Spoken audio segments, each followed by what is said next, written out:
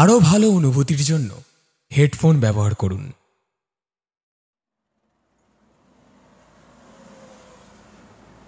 কিরে ছোড়া, গল্প শুনে চোখ যে ছানা বড়া হয়ে গেল, কিছু বল। না, তাই ভাবছি তোমার গপ্প যদি সত্যি হয়। হয় মানে? আমি কি তোকে মিথ্যে কথা বলছি? আহা, সব সময় চোটপাট করো কেন দাদু? আমি তো বলিনি যে তুমি মিথ্যে কথা বলছো। আমি বলছি। কি বলছিস খোলসা করে বল না। পেটে আর্ধেক মুখে আর্ধেক কথা, মেয়ে মানুষের মতো নকশা করছিস কেন ঢং? হ্যাঁ, আরে শোনো না, বলছি তোমার গপ্প যদি সত্যি হয় তাহলে সেটা আমি একবার যাচাই করে দেখব। বলিস কি রে বেটা? হ্যাঁ, বউ যে মরে যাবে। সে কি আর এমন বড় কথা দাদু? একটা যাবে আর একটা আসবে, তবু পরীক্ষা তো হবে। সত্যিই যদি তেমন হয় তবে তো আমি অনেক বড় লোক হয়ে যাব। চুপ কর হারামজাদা, এই জন্য বলি না, যতই খাইয়ে বড়িয়ে মানুষ করো, রক্ত তো কথা বলবেই। তোর বাপ নিশ্চয়ই কোনো খুনে ডাকাত, সেই জন্যই তুই এমন শয়তান হয়েছিস। যা, বসে বসে আর কথা গিলতে হবে না। কাঠটা আমি বেছে রেখেছি, রায়বাড়ির দরজা হবে, যা গিয়ে চেঁচে ফেল। হ্যাঁ, যাচ্ছি।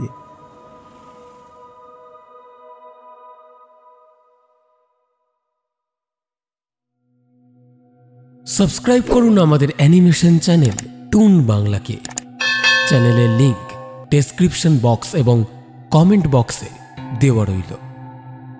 সুখ্যাতি চাপা পড়ে গেলেও কুখ্যাতি কিন্তু সময়ের স্তরেও বিন্দুমাত্র ঢাকা পড়ে না। আর তাই তো এই লজ্জা কোনো রকমের গণ্ডি মানে না, জানে না কোনো ঔদ্ধত্যের সীমানা। ভুলে যায় ইহলোক ও পরলোকে পর্দার আড়াল। শুনতে থাকুন আমাদের আজকের গল্প, তিনি তার কলমে, কালো জলের কান্না, প্রথম পর্ব।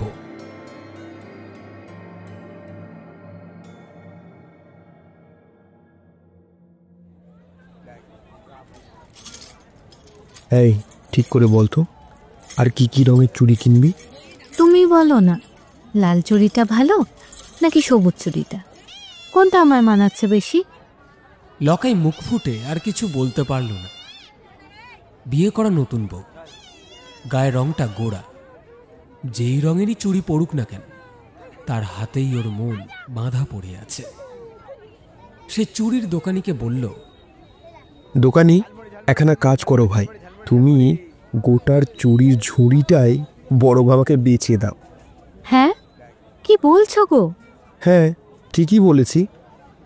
দাম কত হচ্ছে দোকানি? দাঁড়াও, হিসেব করে বলতেছি। মনসাতলার মাঠে দশহারার বিরাট মেলা বসেছে। আশেপাশের প্রায় 10-12টা গাঁ উজাড় করে লোক এই মেলা দেখতে এসেছে। এখানে কি না পাওয়া যায়?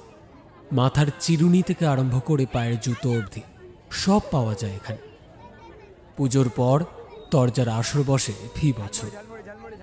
লকাই শহরে কাঠের কাজ করে, মিস্ত্রির সে খারাপ নয়, 3 কুলে কেউ নেই। নিজের জন্ম বৃত্তান্ত সে তেমন একটা পরিষ্কার জানায়নি। একখানা হাফ প্যান্ট পরে তার ছোটবেলাটা কেটেছে এক খিটখিটে বুড়ো দাদুর ঘরে। দাদুর মুখ যতই তেতো হোক না কেন, কাঠে তার হাত যেন ফুল ফোটাতে পারত। লকাই আজকাল যা করে কমে খাচ্ছে তা ওই লক্ষণ দাদুরই বিদ্যায়। দাদু আজ আর নেই।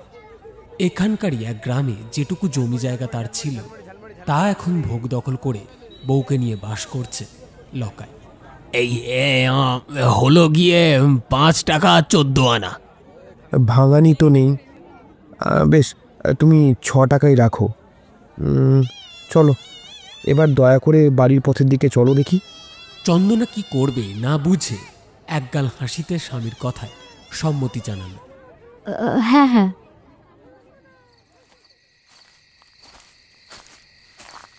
লকাই বউকে বড্ড ভালোবাসে। সে এক ঝুড়ি চুড়ি কিনে দিয়েছে তাকে। কোন স্বামীটা তার বউকে এমন হাত খুলে খরচা করে মেলা দেখতে নিয়ে আসে? কেনাকাটা তো আর কিছু কম করেনি, এসেছে সেই বেলা থাকতে। আর এখন সন্ধে গড়াতে বসেছে। এই দোকান থেকে ও দোকান ঘুরে লকাইকে ভতুর করে দিয়েছে, তবু একটাও কড়া কথা বলেনি সে। এই চন্দনার ভাগ্য ছাড়া আর কিচ্ছু না। এমন স্বামীর হাতে পড়া তার সৌভাগ্য। মনে মনে চন্দনার গর্ববোধ হল। মনসাতলার মাঠ পেরিয়ে ওরা রাস্তায় নামল এবার। জ্যৈষ্ঠ মাসে বড় বেলা, সূর্য ডুবলেও দিনের আলো অনেকক্ষণ থাকে। চারপাশে অনেক লোক, তাও লকাই ওর হাতটা চেপে ধরেছে। করো কি, সবাই দেখে ফেলবে যে। দেখুক গে, তাড়াতাড়ি না গেলে পথে অন্ধকার হয়ে যাবে। অনেক দেরি করেছি চুরি বাঁচতে বাঁচতে। জানি, কিন্তু এখন ছেড়ে দাও আমায়, আমার শরম লাগছে। লকাই হাত তো ছাড়লই না, উল্টে মুঠোর জোর বাড়ালো বেশি। চাপা গলায় বলল, আমি তো আর পরের বউয়ের হাত ধরে পথে চলছি না। শরম লাগবে কি জন্য? আর বউ মানুষদের একটু লজ্জা শরম টাকা ভালো, কিন্তু সবার কাছে নয়। বলে লকাই এক দৃষ্টে এক ঝলক তার দেহে সৌষ্ঠব রস আস্বাদন করে নিল। পুরুষ মানুষের নজর কাড়া নিটল বক্ষশোভা চন্দনার। সুযোগ পেলেই দু চোখ ভরে দেখে লকাই। চন্দনা লজ্জা পায়, তাড়াতাড়ি আঁচল তুলে আড়াল করে নিজেকে, কিন্তু তার চেষ্টাই সার। লকাই বড়ই নাছোড়বান্দা। ঘরে থাকতে সে একরকম মানিয়ে নেয় চন্দনা, কিন্তু এখন পথের মাঝে লজ্জায় লাল হয়ে গেল সে। যত সখিব না। আরে আমি তো তোর স্বামী নাকি? আমার কাছে লজ্জা পেলে ঘরের ছেলেপুলে আসবে কি করে? তুমি চুপ করবে? কি হচ্ছে কি রাস্তার মাঝে? এ কি আমাদের ঘর? যা মুখে আসছে তাই বলছো? ফাল্গুনে সবে বিয়ে হয়েছে, এখনো লজ্জা পায় সে স্বামীর কাছে। চন্দনা এখানকার মেয়ে নয়, শহরে একটা গরিব মহল্লায় তার বেড়ে ওঠা। 8 বোন আর 4 ভাইয়ের মধ্যে নেহাত চেহারাটার গুণে বিয়ে হয়েছে, নয়তো এক টুকরো সুতো দেওয়ারও ক্ষমতা ছিল না মুদিখানি দোকানি রামকেষ্ট আর 13টা ছেলে মেয়ের মা চাঁপা রানীর। লকাই ওখানে একবার কাজে গিয়েছিল একটা কারখানায়। কি করে জানে চন্দনারই এক ভাইয়ের সঙ্গে চেনা জানা হয়ে গিয়েছিল তার। তারপর তালে গোলে সিঁদুর উঠেছে চন্দনার স্মৃতিতে। মন্দিরে বিয়ে হলেও দুটোতে বেশ ভালোই আছে। 16 বছরের গড়িয়া পুতুল চন্দনা বউকে লকাই ইচ্ছে মতো সাজায়। রূপোর নুপুর, ব্রোঞ্জের টিকুলি, সোনার নাক ছবি সবই দিয়েছে। এমনিই সুন্দর চন্দনা, তার উপর আজ যে শাড়িটা পরেছে সেটা ডুরে কাজ করা লাল শাড়ি, আরও ভালো লাগছে তাকে। চোখ ফেরাতেই পারছে না লকাই। অনেকখানি পথ পেরিয়ে এসেছে ওরা। সামনে বড় বড় কিছু গাছের জঙ্গল। এটা পেরিয়েই পড়বে পুরনো জমিদার বাড়ি, বাগান, পুকুর আর কাছারি ঘর। তারপর সোজা ফাঁকা রাস্তা। শেষের বাঁশ বাগানটা পার হলেই লকাইদের ঘর। বিয়ের পর থেকে লকাই আর শহরে তেমন একটা থাকে না, বউকে নিয়ে এখানেই আছে। অবশ্য কাজকর্ম এখানে তেমন একটা সরেস নয়, মোটামুটি। নতুন বউ একটু পুরনো হতে শুরু করলে আবার শহরে ছুটবে লকাই। মায়া তো আর বেশি দিন টেকে না, পেটে টান পড়লে সেই দায়ে কাজে যেতে হবে। একলা লকাই ছেলেবেলা থেকে খেটে খেটে জমিয়ে রেখেছে অনেক, তা দিয়েই মোটামুটি বসে মাসগুলো কেটে যাচ্ছে। কিন্তু সেই পুঁজি শেষ হলেই চন্দনা আঁচল শূন্য হয়ে যাবে। সবসময় ট্যাঁকে গিঁট বেঁধে রাখা বরকে সে আর পাবে না।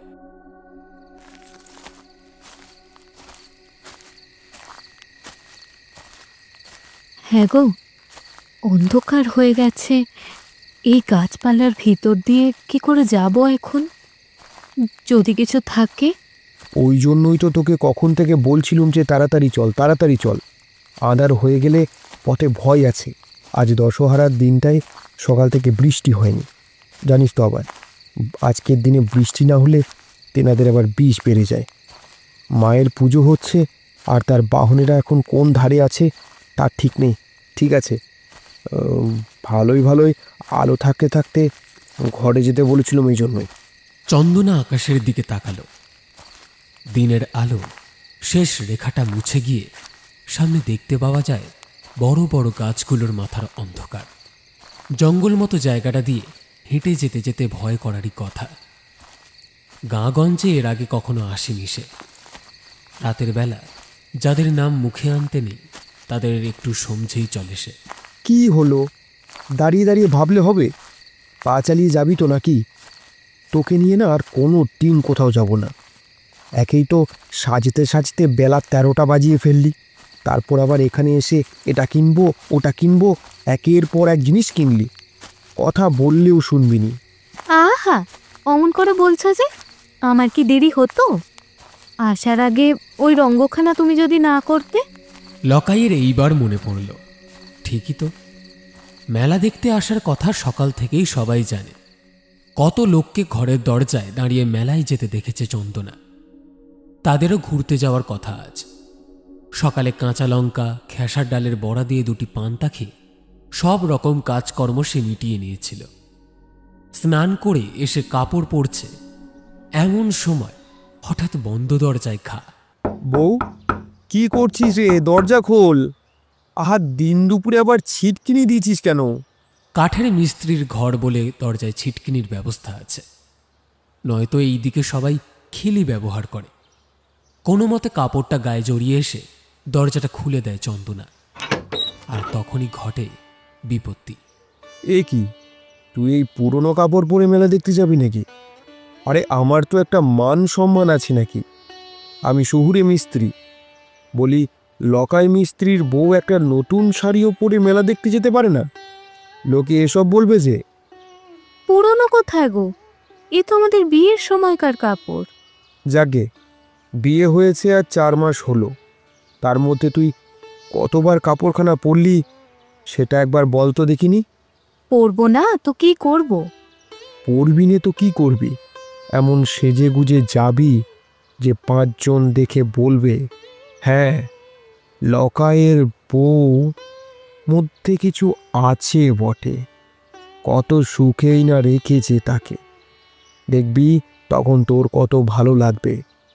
কিন্তু তার আগে এই পুরনো কাপড়খানা খুলে ফেল। বলে সে নিজেই বউকে সাহায্য করতে গেল। প্রচণ্ড অপ্রস্তুতে পড়ে চন্দনা তাড়াতাড়ি পিছু হটে সামনে নিল ব্যাপারটা। লকাই বলল, ভালো করতে নেই কারো, নে দেখ দেখি, এই কাপড়খানা দেখ, তোর মনে ধরেছে নাকি? নতুন কাপড়? বাহ, খুব ভালো দেখতে তো। কেমন লাল টুকটুকি, কি সুন্দর দূরে কাটা শাড়ি গো। আমার বউয়ের চেয়ে বেশি সুন্দর নয়। পছন্দ হয়েছে? খুব। আচ্ছা, হয়েছে হয়েছে, নে এবার এই নতুন কাপড়খানা তাড়াতাড়ি পরে নে। চন্দনা স্বামীর দিক থেকে পিছন ঘুরে কাপড়টা পরে নিল। যত তাড়াতাড়ি করুক, এই ধরনের ঘটা লাল নীল ঘটনাগুলো অনেকটাই সময় নষ্ট করে দিয়েছে। সেই কথাটাই ঠাড়ে ঠাড়ে মনে করিয়ে দিল চন্দনা। বুঝেছি, সব আমারই দোষ। ঠিক আছে, তাই মানি। কিন্তু এখন কি উপায় হবে? আমি তো জানি নে। আমার আমার খুব ভয় করছে গো। হ্যাঁ গো, আর কি কোনো পথ নেই এই জঙ্গলটা ছাড়া? আছে, কিন্তু সেখানে যেতে হলে অনেক দেরি হয়ে যাবে। আর তার চেয়ে বরং এক কাজ করি, তোর কোনো ভয় নেই তো? মাটিতে পা ফেলে তোকে যেতে হবে না। তবে কেমন করে যাব? আয়, তোকে আমি কোলে নিয়ে চলি। সাপে যদি কামড়ায় তবে আমায় কামড়াবে, তোর কিছু হবে না। আয় আয়, কোলে আয়। না না, তুমি পাগল নাকি?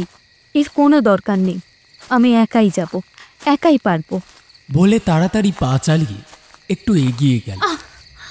আর তখনই ঘটে গেল বিপর্যয়টা। লকাই তাড়াতাড়ি ছুটে আসে। কোথাও লেগেছে নাকি? কি জ্বালা! দেখে শুনে চলবি তো। কি করে পাটা হরকালো? কি জানি, কিরকম পিছল হয়েছিল পথটা। তা তো হবে, সবে গেল পরশুদিন অমন বৃষ্টি হলো, কাদা মাটি জমেছিল, এত লোক যাচ্ছে আসছে, কার হাত থেকে কি পড়েছে। আহ ওরে বাবারে, আমার পাটা মুচকে গেল নাকি? আয়, উঠতে পারবি, হাতটা ধর। লকাইয়ের হাত ধরে উঠে পড়ল চন্দনা অনেক কষ্টে। পায়ে কি খুব লেগেছে? ব্যথা পেয়েছিস নাকি? সেরকম নয়, ঠিক আছে, তবে চল। কিন্তু পাটা যে বারবার হড়কে যাচ্ছে গো। কি জানি কি মারালাম। জঙ্গলটা পেরোলেই জমিদার বাড়ির পুকুর, তার জলে পাটা ডুবিয়ে দিবি বরং, তাহলেই হবে। এখন চল। কি করছো? একদম চুপ, কথা না শুনে বিপদ বাঁধিয়েছিস। আমার কোলে উঠলে তোর জাত যাবে নাকি? বলে লকাই চন্দনাকে পায়ের কাদা সমেত কোলে তুলে নিল। এবার আর লজ্জা, শরম, অজর, আপত্তি কিছুই ঠেকাতে পারল না চন্দনা। বরং দুহাতে লকাইয়ের গলাটা জড়িয়ে সে তার কাঁধের উপর নিজের মাথাটা নামিয়ে রাখল। কি আর হবে, পায়ে যদি চোটটা না লাগতো তাহলে কি আর। দেখা যাক, যা থাকে কপালে। লকাই তাড়াতাড়ি হেঁটে জঙ্গল পার করল। পথঘাট তার চেনা, সে এখানেই বড় হয়েছে, ভয় ডর অত নেই। এবার চোখে পড়ল পরিত্যক্ত জমিদার বাড়ির অংশ। কত বড় বাড়ি গো! শুক্লা দশমীর চাঁদের আলো ছড়াতে আরম্ভ করেছে। তারই আলোয় পুরনো জমিদার বাড়ি দেখতে পেয়েছে চন্দনা। যাওয়ার সময় ঝাঁঝা রোদ ছিল, কিন্তু তাদের তাড়াও ছিল। মেলায় যাচ্ছে, কত কি কিনবে, খুঁটিনাটি অত আর কিছু দেখা হয়নি সেইভাবে। কি আছে আশেপাশে? এখন স্বামীর কোলে চড়ে চারপাশে তাকাতে তাকাতে যাচ্ছিল সে। হ্যাঁ, এ হলো এখানকার পুরনো জমিদার বাড়ির পুকুর। আচ্ছা, এখানে এখন আর কেউ থাকে না? না না, কেন? তা আমি জানি না, তবে শুনেছি জমিদার বাড়ির একখানা বউ নাকি আগুনে পুড়ে মরেছে। কি হয়েছিল? একটা দীর্ঘশ্বাস ছেড়ে লকাই গল্প বলতে শুরু করে। এ এমনই এক গল্প যা সকলেই মন্ত্রমুগ্ধের মতো শুনবে, আর এতেই তার কার্য সিদ্ধি হয়ে যাবে। জমিদার লোক ভালো ছিল না, তার চরিত্র খারাপ ছিল। বাইজি বসিয়েছিল নাচমহলে, সে সেখানেই রাত কাটাতো। কিন্তু হলে কি হবে, নিজে দোষ করে বউয়ের ওপর আবার চোখ রাঙাতো। কিন্তু বউটার গায়ে আগুন লাগলো কেমন করে জানো? এসব গল্প কথা। 100 বছর আগে এখানে এক জমিদার ছিল, তার নাম ছিল রাধা বিনোদ চক্রবর্তী। তারই কথা বলছি তোকে। ও, যেই বউটা মরে গেছিল ওই আগুনে পুড়ে, তারই স্বামী। কিন্তু কেন? সন্দেহ করে।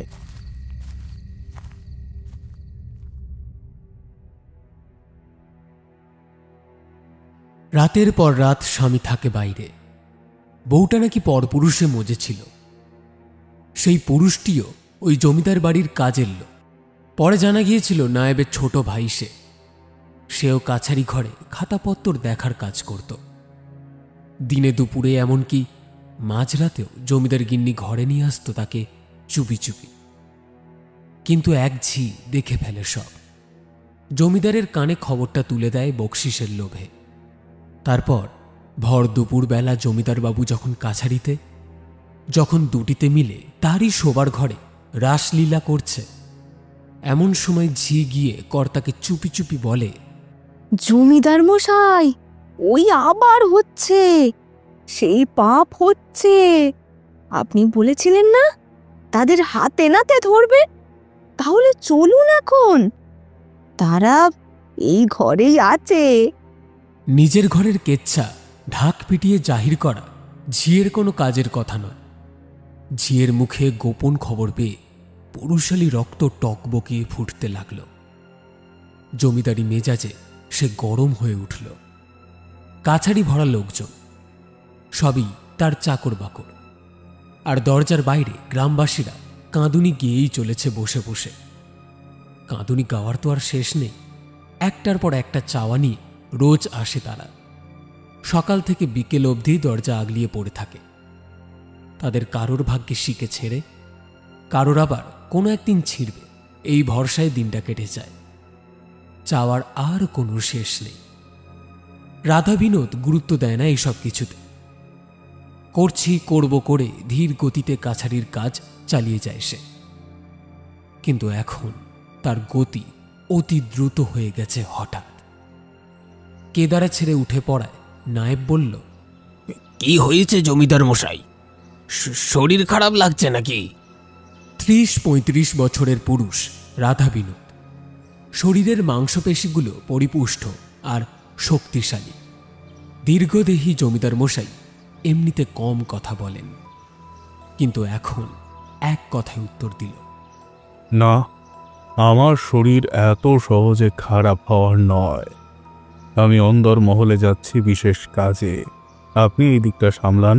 আমি যদি ফিরে না আসি, আজকের মতো সব কাজ মিটিয়ে কাছারি বন্ধ করে দেবেন।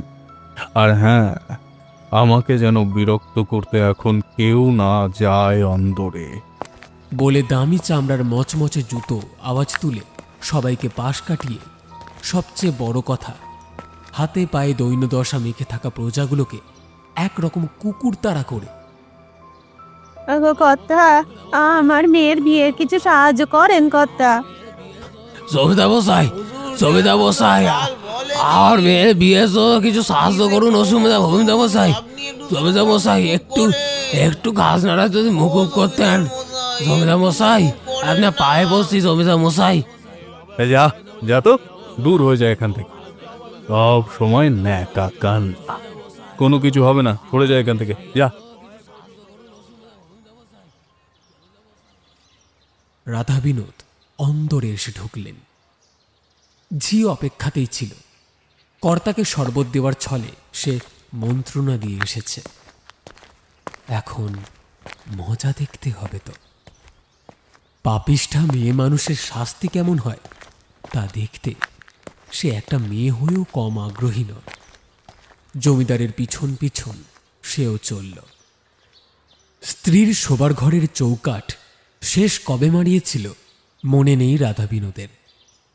কিন্তু আজ যে ঘটনা সে ঘটাতে এসেছে, সেই ঘটনার কথা ভুলতে পারবে না কেউ। এই প্রতিজ্ঞা মনে জলজল করছে। তার শোবার ঘরের দরজা ভেতর থেকে বন্ধ। দরজা খোলো। ভিতরে কে আছো? দরজা খুলে দাও। প্রথমবারে না হলেও দ্বিতীয়বারের কথায় কাজ হলো। আলুথালু বসন আর অসংখ্য গয়নার ঝনঝনানি সামলাতে সামলাতেই জমিদার গিন্নি মণিমালা সেগুন কাঠের ভারী দরজা খুলে টেনে সরিয়ে দেয়। কি, আপনি এই সময় কেন? কেন, বিঘ্ন ঘটালাম নাকি? মধুর দ্বিপ্রহর উপভোগ করা হচ্ছিল বোধহয়। আমার আশায় অসুবিধে হলো। এত সুন্দর বাংলা কথা মণিমালা স্বামীর মুখে খুব একটা শোনেনি আগে। কাছ থেকে তাকে দেখেছেই বা কবার। সব মিলিয়ে 5 বছর দাম্পত্য জীবনে 5 বারও হয়তো দেখেনি। তার উপর এমন অসময় স্বামী দর্শনে একটু বিচলিতই হয়ে পড়েছিল মণিমালা। সে কোনো রকমে বলল, না, আপনি কি বলছেন আমি তো কিছু বুঝতে পারছি না। বুঝিয়ে দিচ্ছি। পাপিষ্ঠা দুশ্চরিত্রা মেয়ে মানুষ। চল ভেতরে চল, দেখি তোর সখা কেমন। না না, ভিতরে যাওয়া যাবে না। মণিমালা ব্যর্থ চেষ্টা করল কোমল হাত দুটো বাড়িয়ে রাধা বিনোদের অগ্নিমূর্তিকে বাঁধা দেওয়া, কিন্তু পারল না। রাধা বিনোদ একটা লাথি মেরে তাকে এক পাশে সরিয়ে ঘরের ভিতরে গিয়ে ঢুকল। কিন্তু এ কি, ঘরে তো কেউ নেই।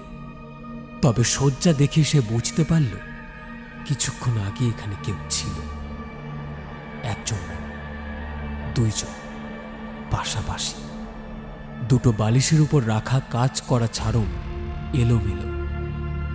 মণিমালা থরথর করে কাঁপছে। তার দৃষ্টি ঘরের পিছনের দরজার দিকে। সেই দিকে তাকিয়ে রাধা বিনোদ ব্যভিচারিণী স্ত্রীর খোলা চুলের গোছা নিজের মুঠোয় পাকিয়ে ধরল। সামনের দরজায় বিপদ বুঝে পিছনের দরজা দিয়ে পালিয়ে গেছে না? বল, হ্যাঁ বল, বল সে কে? তার সঙ্গে মিলে আমার বংশে কালি দিচ্ছিলি। আমার ঠকানোর সাহস হয় কি করে রে তোর? আজ আজ আমি তোকে চরম শিক্ষা দেব। পাপ করার শাস্তি কাকে বলে আজ তুই তা জানতে পারবি। ঝি পিছনে আগেই এসেছে। এইবার ঘরের ভিতর একটা পা বাড়িয়ে সে বলল, কর্তামশাই, আপনার গিন্নি শাস্তি কাকে বলে তা জানি না, কিন্তু সোহাগ কাকে বলে তা খুব জানে। দেখেন না, দেখেন, ওই যে ওর গায়ে অমন সুন্দর বানা কাপড়খানা, ও কি এখানে পাওয়া যায়? যায় না, যায় না, ও হলো গিয়ে শহরের জিনিস। এমন রং, এমন সুন্দর নকশা, যেন ঝিকমিক করতেছে। ঝি কিছু ভুল বলেনি। জিনিসটা আসলে মুর্শিদাবাদের একটা অত্যন্ত দামি সিল্কের শাড়ি। যেমন দেখতে তেমনই তার বাহার। জমিদারের টনক নড়ে। ঠিক এই জিনিসের চল এই তল্লাটে নেই। তখন ছিল না। রাধা বিনোদ চুলের মুঠি ছেড়ে দিয়ে মণিমালার মুখের দুপাশে নিজের দুটো হাত রাখলেন।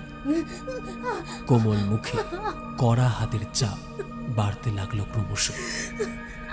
মণিমালা ছটফট করে, কিন্তু কিছু করতে পারে। বল, বল, বল, তার নাম কি?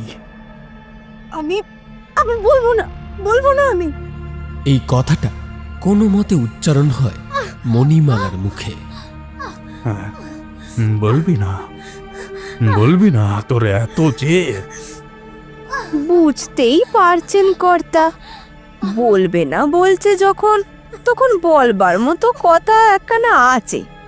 আয় রে, পিছনের দরজাখানা যদি পাহারায় রাখা যেত, তবে তাকে দেখতে পেতেন আপনি। আমি জানি সে কে। জিয়ের মুখে তার নাম শোনার চেয়ে আপনার স্ত্রীর মুখে শোনাই ভালো। আপনি যদি কোন, তাহলে আমি নাম কইতে পারি। না, আমি তোর মুখ থেকে শুনবো না। আমি আমি আমি এর মুখ থেকে শুনবো এর নাগরের নাম। বল, বল। ছি ছি ছি ছি, এক কুলের মেয়ে তুই, আর এক কুলের বউ হয়ে এমন পাপ কেউ করতে পারে? তোর কি পরকালের ভয় নেই? হ্যাঁ, আমার স্বামী যদি বড় নারীর প্রতি সত্য থাকতে পারে, তবে তবে আমি কোনো বড় পুরুষের প্রতি মন দিতে পারবো না। হ্যাঁ, কেন পারবো না? সে করলে পাপটা, আমি করলেই পাপ। আমার মনে সুখ দুঃখের কথা তো কেউ জানতে চাইনি, কিন্তু কিন্তু বেঁচে ছিল স্বামী হয়ে আপনি যা আমায় দিতে পারেননি সেটাই দিয়েছে। হ্যাঁ, খুব খুব দিয়েছে বুঝি। এই এই এই এই শাড়িখানা তারই দেওয়া? হ্যাঁ, তারই দেওয়া। আমি জোর গলায় বলছি, কি করবেন করুন, করুন, কি করবেন? পাপিষ্ঠা চরিত্রহীনা স্ত্রীর মুখে এমন প্রত্যয়পূর্ণ কথা শুনে রাগে এবার ফেটে পড়ে রাধা বিনোদ। তবে রে হারামজাদি, কুলোটা অন্যায় করে বড় বড় মুখের কথা, কিসের অহংকার? হ্যাঁ, কলঙ্কে গলা অবধি ডুবে এত কথা আসে কি করে মুখে? এই এই শরীরটা, এই শরীরটাই যত নষ্টের মূল। ছি ছি, কত পাপ ধরেছে এই শরীরে। তুই আমাদের কুলের মুখে তালি দিয়েছিস, তোর পাপে আমাদের কুলে কলঙ্ক লেগেছে। তোকে তোকে তোকে আমি শাস্তি দেব। যে এখনই যা। আগে কোথায় যাব? আগুন নিয়ে আয়। আগুন কি হবে? আহ, যা বলছি কর। হ্যাঁ হ্যাঁ, যাচ্ছি। ঝি তাড়াতাড়ি চলে যায়, আবার চলেও আসে তাড়াতাড়ি। তার হাতে একটা কুপি জ্বলছে। সে দেওয়ার আগে রাধা বিনোদ হাত বাড়িয়ে কুপিটা কেড়ে নেয়। তারপর ঝিকে বলে, একখানা দড়ি জোগাড় কর শিগগির। ঝি দড়ি জোগাড় করে নিয়ে আসে। বাড়ির আর সব কাজের লোক দুপুরের বিশ্রাম নিচ্ছিল। কিন্তু কিছু একটা হওয়ার আশঙ্কায় সকলেই জেগে উঠেছে এখন। ঝিকে বারবার সবাই ছোটাছুটি করতে দেখে ছুটে এসেছে এইদিকে। জমিদার গিন্নির শোবার ঘরের খোলা দরজায়, তবে সবাই বাড়ির বাইরের, কারণ ভিতরে আসা বারণ। নায়েব চন্দ্রশেখর বাচস্পতি বন্ধ করে রেখেছে।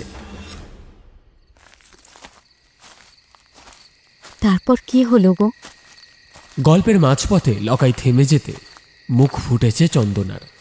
ও সে তেমন কোনো কথা নয়, ও কথা তোকে পরে বলবো। নাম নে, পুকুর এসে গেছে, হ্যাঁ পাটা ধুয়ে নে। পুকুরের জলে চাঁদের ছায়া পড়েছে, কিন্তু জলটা যেন কেমন। এই জল ঘন কালো রঙের, তবে আর কোনো ময়লা বা জলজ গাছ ফোটেনি পুকুরের বুকে। কালো জলে চাঁদের আলোয় ঝিকমিক করছে পুকুরটা। চলতে চলতে পুকুর পাড়ে এসে গল্প থামিয়েছে লকাই। বউকে কোল থেকে নামালো সে। যা তুই আগে পাটা গিয়ে ধো, আমি এখানে বসে একটু জিরোই। এতখানি পথ এভাবে আসা আর পারি না। বলে কাঁধে ঝোলানো বস্তার মতো ঝোলটা, যেটা মেলার মালে ভরা, চন্দনা সেটা নামিয়ে রাখল। আমি তোমার কোলে উঠছি না, এত খোটা দেওয়ার দরকার নেই। নেহাত কাদায় পা জড়িয়ে যাচ্ছিল চলতে চলতে, তাই না হলে কি আর লোক সমাজে। ছি ছি ছি, কি লজ্জা! ভাগ্যি কি অন্ধকার হয়েছে, নয়তো সবাই দেখে ফেলতো। থাক থাক, আরও তো গিন্নিপনা করতে হবে না। শিগগির যা, কাদামাটি ধুই আয়, ঘরে যেতে হবে তো নাকি? হ্যাঁ যাচ্ছি। চন্দনা পুকুর পাড়ের দিকে পা বাড়াতেই হঠাৎ থমকে গেল। কি হলো রে? হ্যাঁ গো, পুকুরের জলে যেন কার একটা মুখ ভেসে উঠল। জলের ভেতর আবার কার মুখ ভাসবে? ও, বুঝতে পেরেছি। কি হলো, হাসছো কেন? তোমায় একটা কথা বলছি তো। জলের ভিতর মুখ, হ্যাঁ একটা বউয়ের মুখ। সেই বউটারই মুখ আমি দেখলাম। বউ? সে একটা বউ আছে। জলের ভিতর এই রাতের বেলা কোন বউ আছে গো? ভিতরে তো আমি বলিনি, বউ তো আছে জলের বাইরে, আর তার মুখটা আছে জলের মধ্যে। আমার খুব ভয় করছে। তুমি এমন করে আমার ভয় দেখাচ্ছ কেন? কি হয়েছে ভালো করে বলো না। না হলে থাক, আমি পা ধোবো না। তুমি চলো, আমি চলতে পারবো, কাদা শুকিয়ে গেছে। চন্দনা বেশ ভয় পেয়েছে। রাত বিরেতে পুকুর পাড়, তার উপর একটা যা গল্প শুনছিল সে এখন, তার উপর লকাই এইসব আবল তাবল বলছে। বউটা বাইরে, কিন্তু তার মুখটা জলের ভিতর। কতারত মার প্যাঁচ সে বোঝে না। সে বলল, দেখো ভালো হচ্ছে না, আমি যদি আর কোনোদিন কোথাও যাই তোমার সঙ্গে। লকাই এবার উঠে সরে এলো বউয়ের কাছে। তারপর পুকুরের দিক থেকে তার মুখটা নিজের দিকে ঘুরিয়ে বলল, পাগলি রে, কালো জলে চাঁদের আলো পড়ে চকচক করছে, তাতে তুই কাছে গিয়ে দাঁড়িয়েছিস। আয়নার মতো জলে তোর মুখের ছায়াটা পড়েছিল।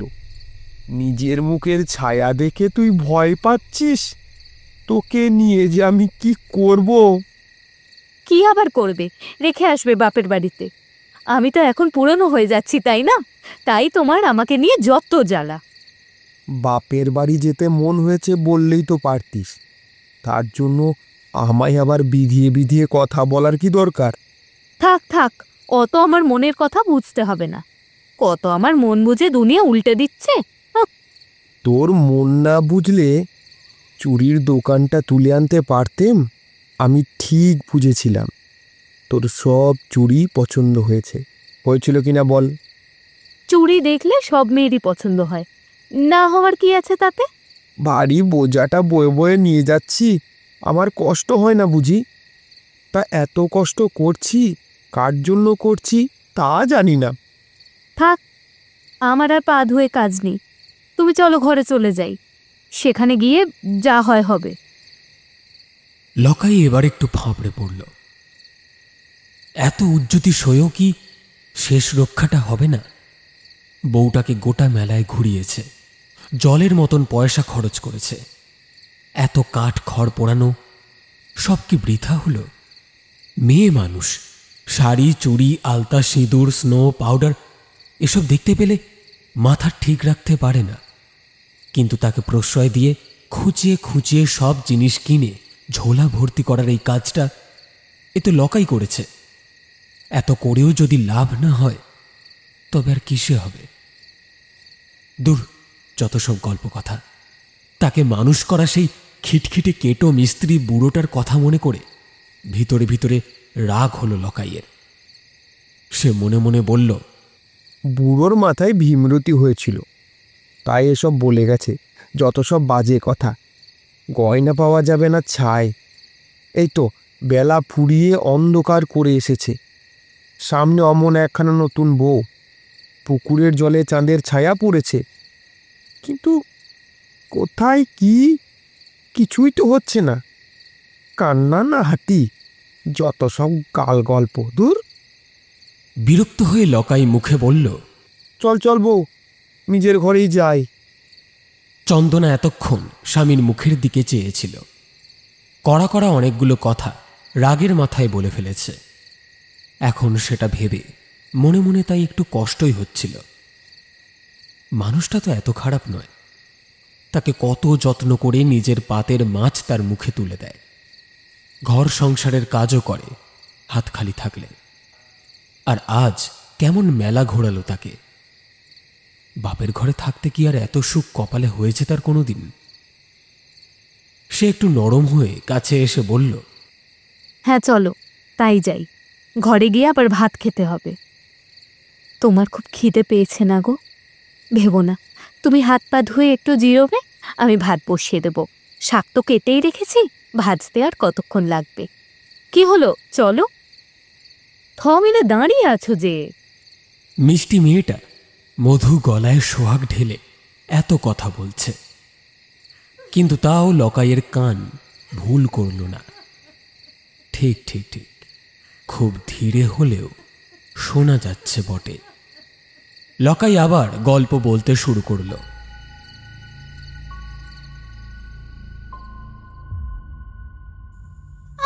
আমি ধরে আছি, তুই ওর হাত দুটো কষে বাঁধ তাড়াতাড়ি। আজ্ঞে কর্তা। কি করছেন? ছাড় ছাড় বলছি, ছাড় আমাকে। মণিমালা বাঁধা দেওয়ার হাজার চেষ্টা করে, কিন্তু ঝিয়ের দুহাতে পরিশ্রমী জোর। কোমল হাতের সাধ্য কি তার সঙ্গে লড়ে? চোখের পলক পড়তে না পড়তেই কর্তার হুকুম তামিল হল। রাধা বিনোদ এইবার বউয়ের পিছনে এসে দাঁড়ালো, তারপর বলল, এইবারে তুই বুঝতে পারবি অসতী হওয়ার মজা কেমন।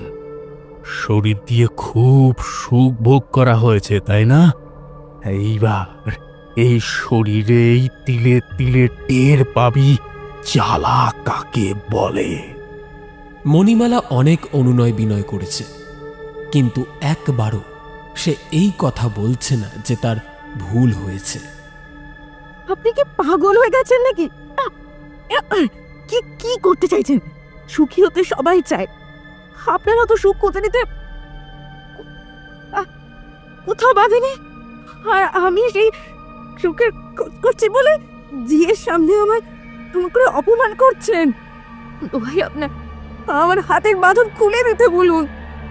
আপনার যদি আমার মুখ দেখতে ইচ্ছা না করে তবে আমি বাবাকে চিঠি লিখবো, বাবাকে বলবো আমায় নিয়ে যেতে, আমি বাবার বাড়ি চলে যাব। কিন্তু এমন করে লাঞ্ছনা করবেন না, খুলে দিন। করুন আমার হাতটা খুলে দিন। লাঞ্ছনা? তোর মতো পাপিষ্ঠাকে কোনো কিছুই করার ইচ্ছে বা প্রবৃত্তি আমার নেই। আর তোর মুখ আমি কেন, এরপর থেকে তুই নিজেই দেখলে আটকে উঠবি। কেউ দেখতে চাইবে না।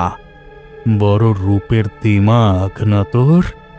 এইবার থেকে সেই দিমাগ আর থাকবে না। বলেই জ্বলন্ত কুপির আগুনের শিখা মণিমালার মুখের কাছে এনে ধরে রাখল রাধা বিনোদ। মণিমালার হাত বাঁধা, স্বামী দাঁড়িয়ে তার পিছনে। কিন্তু আগুনের গনগনে শিখার তাপ এসে লাগছে তার মুখে। রাধা বিনোদের সোনার মোটা বালা পড়া হাত চওড়া কবজি।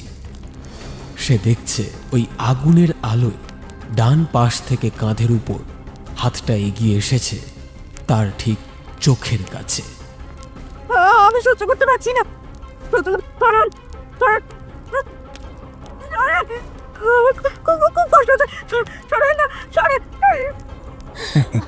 এখনো তো কিছুই হয়নি, এটা তো শুধু নমুনা। দাঁড়া, এইবার হবে। কষ্ট কাকে বলে এইবার বুঝবি তুই। নষ্ট মেয়ে মানুষ। বলেই কুপিটা মুখের সামনে থেকে সরিয়ে এনে স্ত্রীর খোলা চুলের ডগায় ঠেকিয়ে দিতে চায় রাধা বিনোদ। ঠিক তখনই ঝি মুখিয়ে বলে, কর্তা, একখানা কথা কই। কি বলবি তাড়াতাড়ি বল। বলছিলাম কি, অমন সোহাগের কাপড়খানা, না মানে জিনিসটা তো দামি হবে, সেটিও কি নিকেশ হবে? যদি কিছু মনে না করেন, ওখানা যদি আমায় দিতেন। ঝিয়ের গরম অমাবস্যার অন্ধকার রাতের তৈরি পাট কাঠির একটা কাঠামো। রুক্ষ চুলের নুড়ো সর্বদা বাঁধা থাকে তার মুখের উপর। কুতকুতে দুটো চোখে সব সময় খেলা করে কূট বুদ্ধির ছাপ। সেই কালিন্দি ঝি মুর্শিদাবাদী শাড়ি পরতে যাওয়ায় রাধা বিনোদের একটু হাসি পেল। সে হাসতে হাসতে বলল, ঠিকই তো, দামি জিনিস পুড়িয়ে ফেলা ঠিক নয়। তাছাড়া নাগরের দেওয়া সোহাগী শাড়ি পরে মরবি এত ভাগ্যও তোর নেই। নে, খুলে নেই শাড়িটা, এটা আজ থেকে তোর। কি কথা? আপনি এবার লাজ লজ্জা নিয়ে কি করছেন? কি শুরু করেছেন আপনি? লজ্জা লজ্জা তোর আছে নাকি? নির্লজ্জ কুলোটা মেয়ে মানুষ। তুই দাঁড়িয়ে দেখছিস কি? নে, খুলে নে কাপড়টা। হ্যাঁ, আমার আমার আমার শাড়ি এক্ষুনি নিচ্ছি কর্তা। করো না, দোয়ায় তো করো না, করো না, না না। দরাজ গলায় কর্তার আদেশ পেয়ে একটা মুহূর্ত নষ্ট না করে নাচতে নাচতে ঝি এসে মণিমালার গা থেকে খুলে নেয় সেই সিল্কের শাড়িটা। লজ্জায় অপমানে ঘেন্নায় চিৎকার করে ওঠে মণিমালা। ছি ছি ছি ছি ছি, কি লজ্জা! আপনি উন্মাদ হয়ে গেছেন। কি করছেন এসব? জি, দরজা বন্ধ কর শিগগির। তুই বেরিয়ে যা ঘরের বাইরে। আগে শাড়িটা বগলদাবা করে এক নিঃশ্বাসে ঘর ছেড়ে পালিয়ে বাঁচে ঝি। এইবার রাধা বিনোদ ঘর কাঁপিয়ে অট্ট হাসি হেসে ওঠে। ঠক ঠক করে কাঁপছে মণিমালা। মণিমালার সোনার গায়ের রং লজ্জায় রাগে অপমানে লাল হয়ে উঠেছে। তার সর্বাঙ্গ ভরা সোনার গয়না, গলায় সীতাহার, চন্দ্রমালা, কানে রতন ঝুমকো, হাতে অসংখ্য চুড়ি, বালা, কাঁকন, রতনচূড়, বাহুতে বাজুবন্ধ। কাপড় খুলে নেওয়ায় কোমর থেকে মুক্ত বসানো সোনার ছাপটা মাটিতে পড়ে লুটোচ্ছে এখন। কপালে থাকা হীরের টিকলটা আর পান্না বসানো নাকের নোলক এদিক ওদিক হয়ে গেছে। এছাড়া সম্পূর্ণ নগ্ন এখন সে। বন্ধ ঘরে আগুন নিয়ে দাঁড়িয়ে থাকা তার স্বামীর কাছে সারা শরীর বিছিয়ে প্রাণ ভিক্ষা চাইছে মণিমালা। অত্যন্ত অস্বস্তিকর অবস্থায় স্বামীর সম্মুখীন হয়েও সে মাথা ঠিক রেখেছিল, কিন্তু এইবার আর তা থাকল না। বাঁধা হাত সত্ত্বেও সে রাধা বিনোদকে আক্রমণ করার চেষ্টা করল। এক মুহূর্তে স্বামীর দিকে ঝাঁপিয়ে পড়ল সে। শুভ লোম পড়লো, নিজের দিকে দেখেন কোনোদিন? জানেন আপনার মধ্যে কত পাপ, কত অন্যায় জমা হয়েছে? আপনি আমার বিচার করেন কোন স্পর্ধায়? হ্যাঁ, আমি যদি পাপিষ্টা হই, আপনিও এমন কিছু সাধু পুরুষ নন যে পুরুষ তার স্ত্রীর সম্মান নিজে রক্ষা করতে পারেন না, বরং বাইরের লোকের সামনেই তার মান সম্মান নিয়ে ছেলেখেলা করে। সে কি পুরুষ? সে মানুষ। তোর জানোয়ার কোথাকার! এত বড় কথা তোর ঠোঁটে উচ্চারণ হচ্ছে?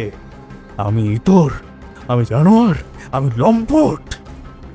100 বার বলবো, ঘরের স্ত্রীকে পেলে নাচ মহলে যে সময় রাত কাটায় সে লম্পটের অধম। আর আপনিও তাই আপনি জানোয়ার একটা। চুপ কর, আর একটাও কথা বলবি না।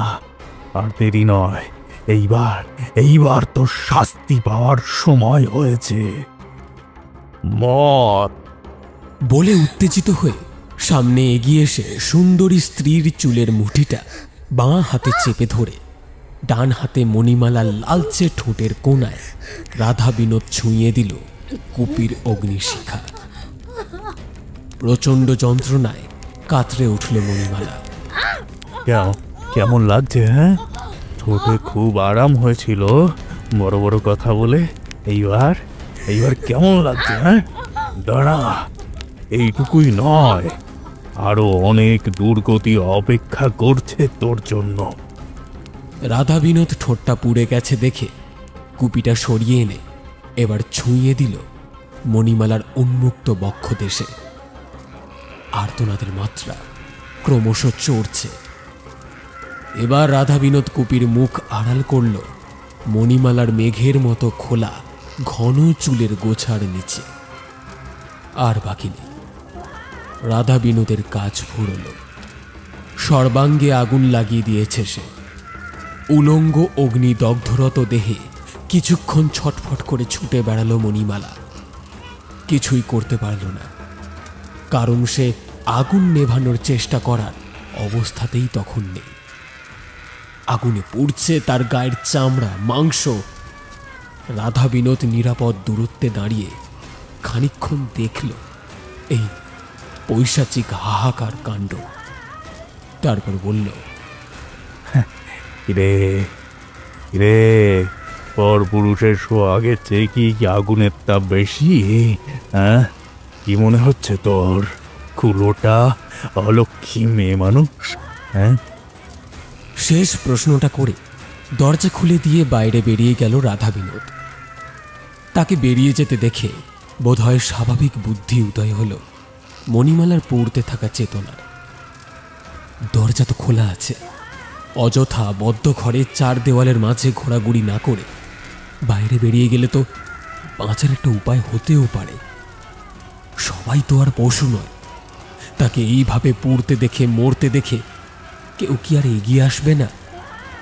আসবে, কেউ না আসুক, সে আসবে। ইন্দ্রশেখর জমিদার রাধা বিনোদের স্ত্রীর মণিমালার পরকীয়া সহচর। সামনের দরজার বিপদ উপস্থিত বুঝতে পেরে পিছনের দরজা দিয়ে পালিয়েছে সে। এই বাড়িতেই সপরিবারে বাস করে তারা।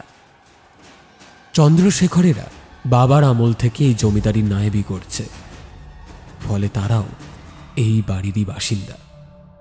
একটা মহল দখল করে তারা আছে এখানে। জমিদারের শোবার ঘরের পিছনের দরজা দিয়ে ইন্দ্রশেখরের শোবার ঘরে যাওয়ার গোপন পথ আছে। এখন নিশ্চয়ই সে ওই মহলেই আছে। গোপনেই তো চলছিল সব, কিন্তু কেমন করে যে হঠাৎ জানাজানি হলো সেটাই ভেবে পায় না আগুনে গ্রাস হতে বসা মণিমালার মন। সে এদিক ওদিক ছোটাছুটি করছে, গলা ছেড়ে ডাকছে,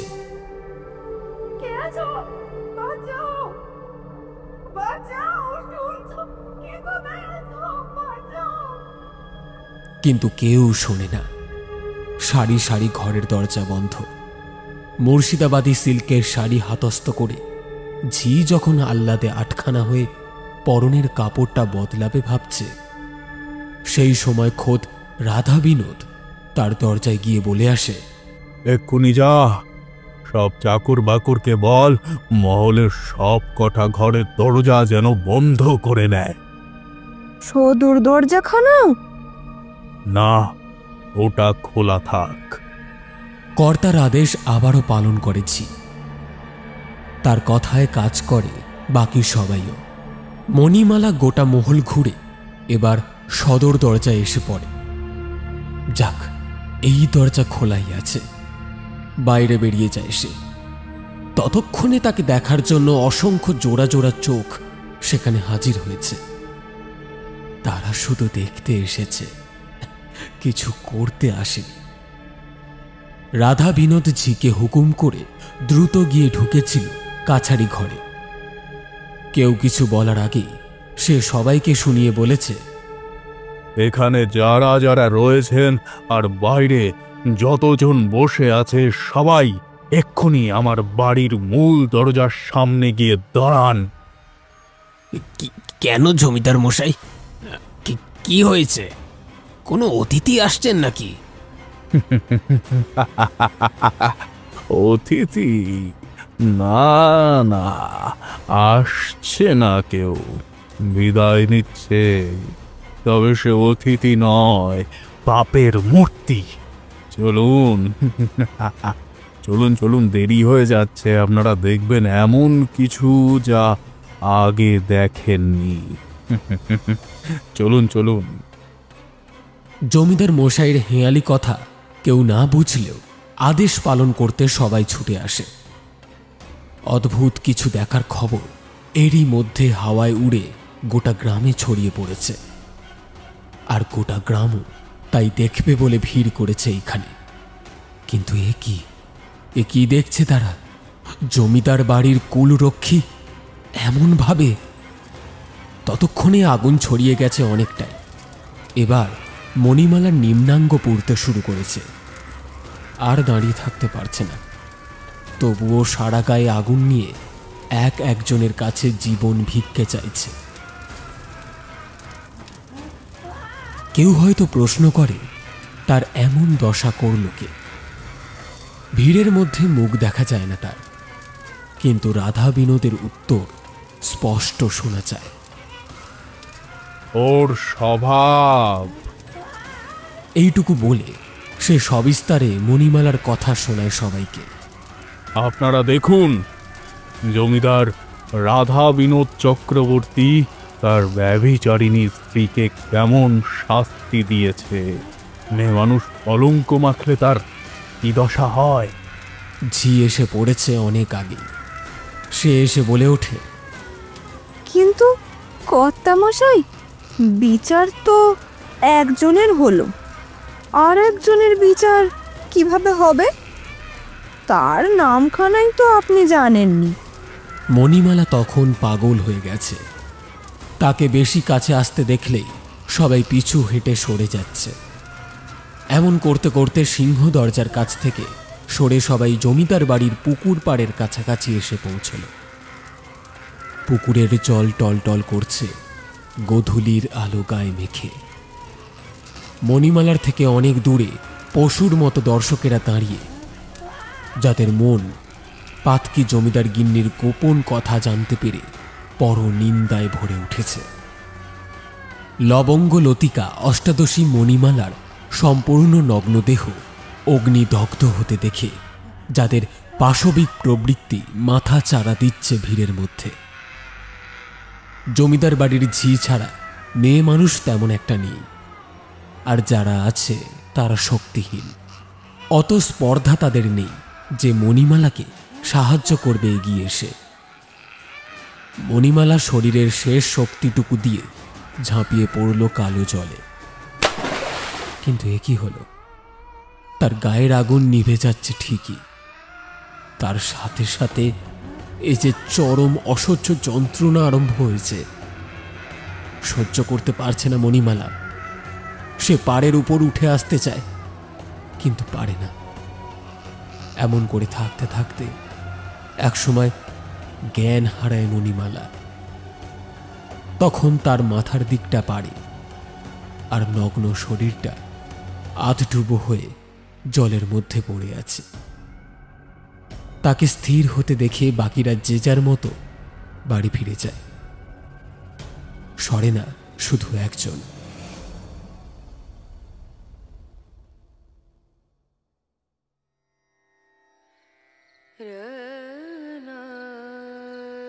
রাধা বিনোদ গিয়ে বসে তার নাচ মহলে। সন্ধে হয়েছে, ঝাড়বাতির আলো জ্বলে উঠেছে আগেই। মেহরুনবাই গোলাপি আতর মেখে আসরে উপস্থিত। এবার নাচ আরম্ভ হবে। গ্লাস পরিপূর্ণ, তাতে চুমুক দেয় রাধা বিনোদ। ঠিক এই সময় মহলের বন্ধ দরজায় ঘা পড়ে।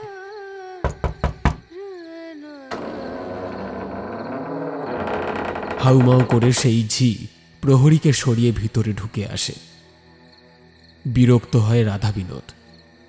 অপ্রস্তুতে পড়ে মেহরুনবাই বলে, এই সময় আবার তৃতীয় ব্যক্তির আবির্ভাব কেন? কি হয়েছে ঝি, কেন এসেছিস এখানে?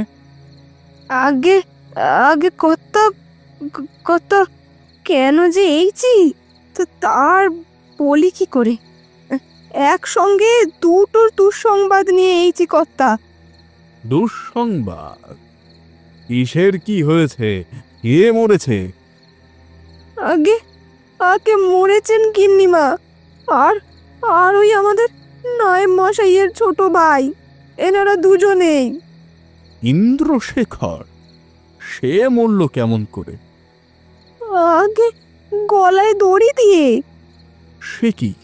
মদ্যপ অবস্থাতেও ব্যাপারটা অসঙ্গত মনে হলো রাধা বিনোদের। অল্প বয়সী পুরুষ মানুষের এই অভিলাষ কেন হলো, তুই কিছু জানিস? কালিন্দিজি যে সব দিকেই নজর রাখে, এই কথা তার অজানা হতেই পারে না। আগে জানিবই কি, কিন্তু এখানে সে কথা কেমন করে বলি? আহ, কি জানিস তাড়াতাড়ি বলে যা এখান থেকে। আর শোন, দ্বিতীয় কোনোদিন সন্ধ্যের পর এখানে আসবি না, এলেই সেই তিনি মারা পড়বি। কিন্তু আমি তো আপনার উপকার করতেই এসেছিলুম কর্তা। আপনার ঘরে ঘুম ধরালো কে, তার নাম কানাই তো বলতে এসেছিলুম। আপনি কিছু না করলে কি হবে? তার পাপ তাকে ছাড়ে নে, তাই তো সে মলো। কার কথা বলছিস?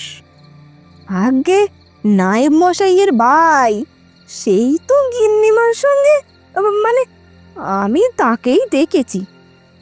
এখন সব জানাজানি হয়ে গেছে বলে আগে ভাগে নিজেই চলে গেলেন, নয়তো আপনি তো তাকে। বুঝতে পেরেছি। হ্যাঁ ঠিকই, তার নাম আগে আমার কানে উঠলে আমি এতক্ষণে তাকে গলায় দড়ির ফাঁস বেঁধে কোনো একটা বড় গাছের উঁচু ডালে ঝুলিয়ে রাখার হুকুম দিতুম, আর গাছের গোড়ায় গনগনে আগুন জ্বালিয়ে রাখতে বলতাম। দম আটকিয়ে সে মরে গেলে তার মরাটা চিল শকুনে ছিঁড়ে খেত। এই শাস্তি হতো তার।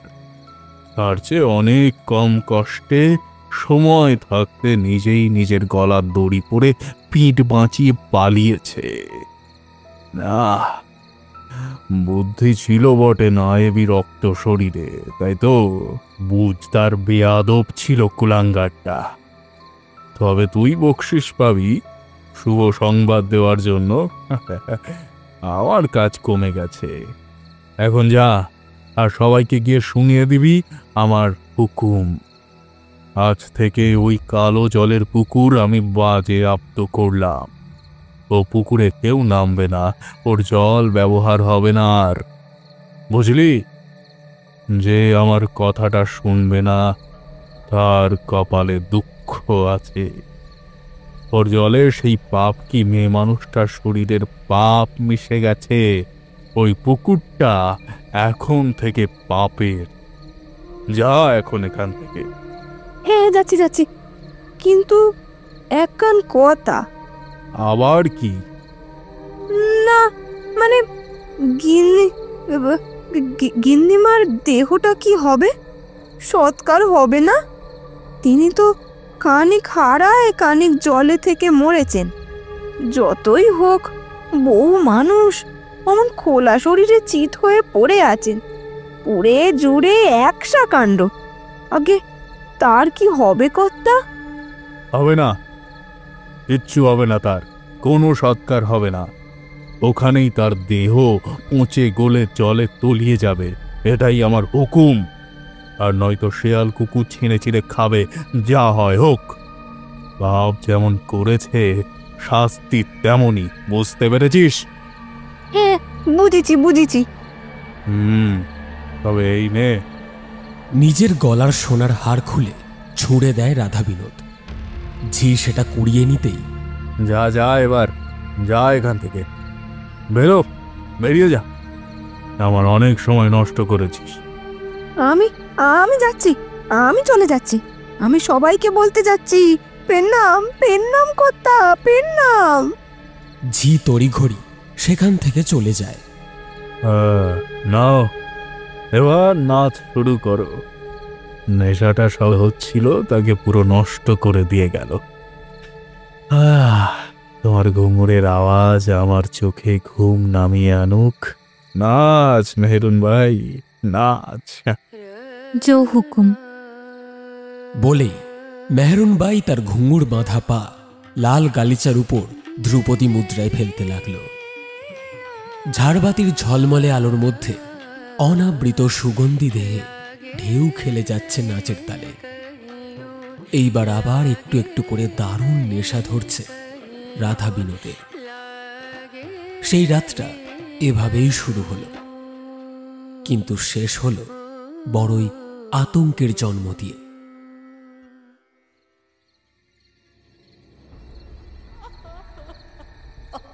মাঝরাতের বেলা হঠাৎ কে যেন নিঃশব্দে রাতের অন্ধকারে কেঁদে উঠল। গ্রামবাসীরা বিছানায় উঠে বসল ঘুম ভেঙে। একটা মেয়ে কাঁদছে, কিন্তু কোথায় কাঁদছে? রাত বলেই ঠাহর হলো না শব্দের উৎস কোথা থেকে আসছে।